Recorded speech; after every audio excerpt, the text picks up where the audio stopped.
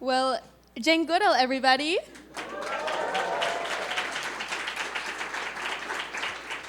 Xiye, everybody.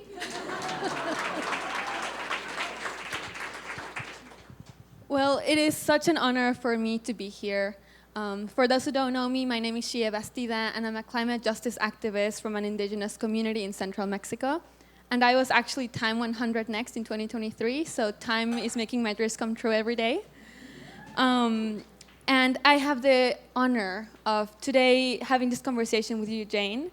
And first, I want to say that Jane is really funny. I've spent a lot of the day with her today. And one of the questions I will ask her is about joy, just because I really want you to hear it from her. But before that, Jane, we just saw your video. You just celebrated your 90th birthday. And you have the program of Roots and Shoots in now 71 countries. And right now, across the world, so many people were in elections this year. I think over 4 billion people were in elections. Can you tell us why, for you, it's important that we vote? And what is, if I may ask, who would you vote for in the US election? Well, the Jane Goodall Institute is an NGO, and we're apolitical. However, around the world, 48 countries this year had major elections, some still to come. And, you know, there's an awful lot of people, particularly your age, who are fed up with politics. And, you know, they think politicians, it doesn't really matter. And a lot of people aren't bothering to vote. So I think it's incredibly important for us to realize that every single vote matters in this critical time when the planet is so endangered, that the future of you and your children is endangered. And so try and find one of the candidates that you feel will do better to protect nature for the future. That's what I've been saying around the world. I think that's an easy one here. You said it, not me. I told you she was funny. Well, earlier today, we were actually at the launch of the Planetary Health Check, which many of you might have heard of the planetary boundaries. And Jane is now a new guardian. We are 19 planetary guardians spreading the planetary boundary science about how we need to take a full nature approach to climate solutions. With that spirit, that every single part of the planet matters, can I ask you, what is one thing that you would ask each and every one of us to do from today in this room? I think one of the most important things that we can do is to understand that each and every one of us makes an impact on the planet every single day. And if people start thinking about what they do, what you buy, do you ask questions? Do you say, did it harm the environment when it was made? Was it cruel to animals, like intensive animal farming? Is it cheap because of unfair wages in the countries where this product was sourced? And if so, don't buy it. So will it cost a little bit more? Probably yes. But if it costs more, you value it more, and then you waste less. So if everybody thinks, you know, today I'm really going to do my bit to do what I can in my walk of life, in what I'm doing, and we're all different, then when you go to bed, you can say to yourself, well, I made a little bit of good difference today. That's beautiful. And just because I have a long climate career ahead of me, I want to ask you about what is your process of resilience? What is your process of your thought process around being able to stick to this fight? In the Today Show, you mentioned that you would rather spend your 90th birthday in a forest, but that you have to keep showing up. So where do you draw the strength to continue this mission? Well, I get a lot of strength from people like you. I mean, you're the next generation, and you're going to be left, you and your generation and the next young people, to try to solve the problems that we have created. And when I say we, I really don't include myself, because I don't think I've harmed the planet very much. But, you know, so what keeps me going is a passion. I love nature. I love wild animals. I dreamed when I was 10 of going to Africa to live with wild animals and write books about them. Why did I want to do that? I read Tarzan of the Apes. I fell in love with Tarzan, and he went and married the wrong Jane. So anyway, you know, I care. I've got grandchildren. I care about your future. I care about their future.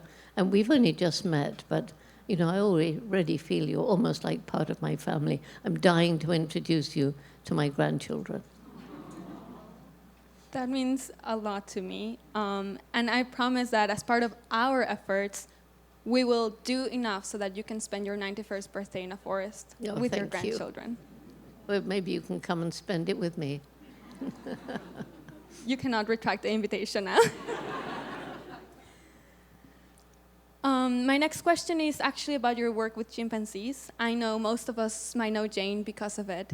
And I know that her work changed my life and maybe changed some of yours. Who here was touched by Jane's story throughout your lives? Okay.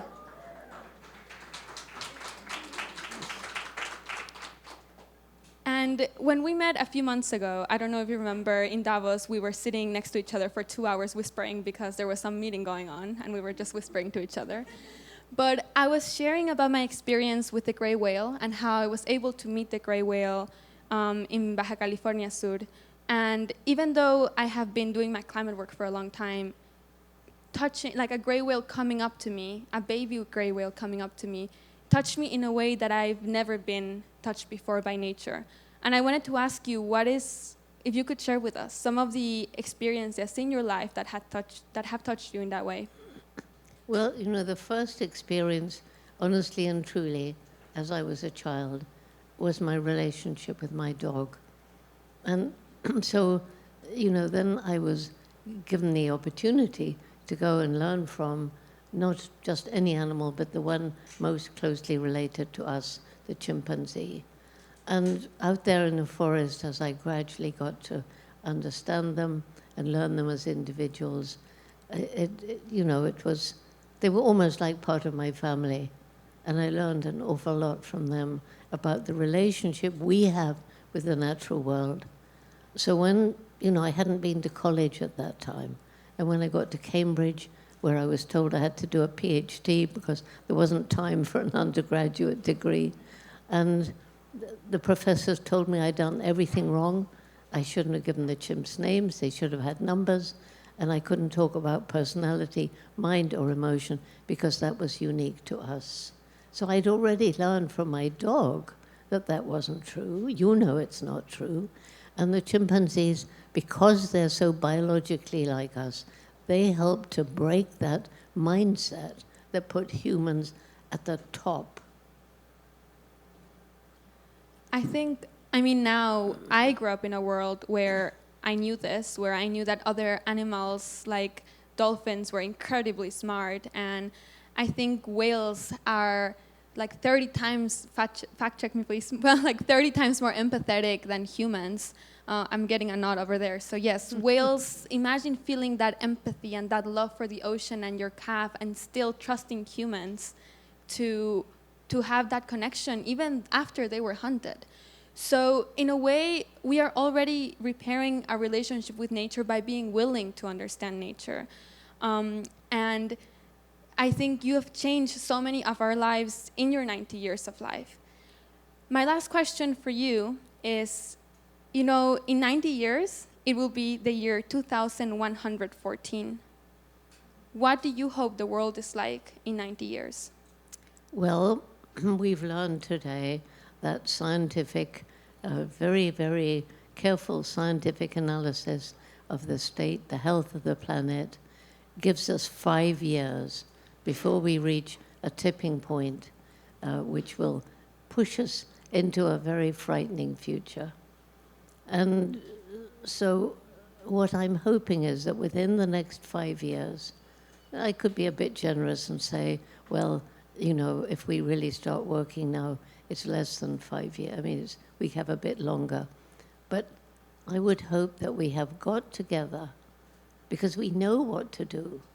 We know what we're doing that's harming the health of the planet. So if we get together now and take action and persuade people around the world, take action now. Every single day you live, try and help the planet. And some people, you know, who have powerful positions, they can make huge change just with one stroke of a pen.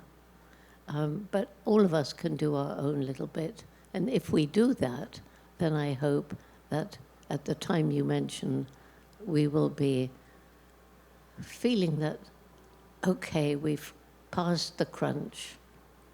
And I would be able to say to you, we've helped your future, the future of your children.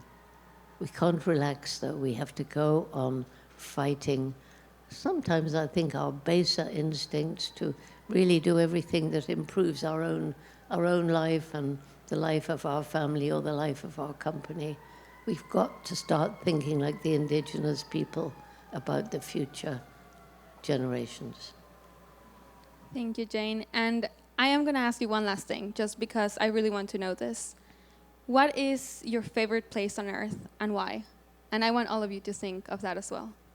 Well, you know, it's jolly hard for me to answer that question. I would have said Gombe, where I've studied the chimps all these years. We're in our 63rd year now, non-stop, unbroken study. And it's not the same as it was. There are tourists there. It's wonderful for people who've never been there before. But for me, I may be selfish, but I had it for myself. It was just me. And I have to say one thing here. If you're out in nature alone, you're part of nature. If you're with somebody, even somebody you love, it's two people in nature. It's very different. You don't lose self the way you do when you're on your own.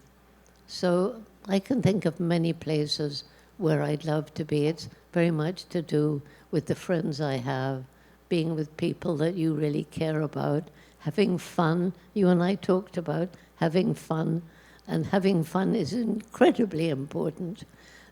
Just laughing and just lifts your spirit. So wherever I'm going to be, maybe I'll be with you.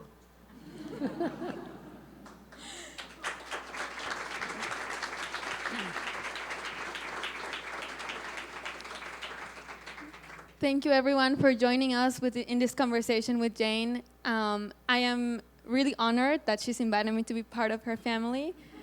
And now I invite all of you to be part of the new ecosystem and the new world we're creating, where each of us has something unique and special to do about the climate crisis. Thank you all.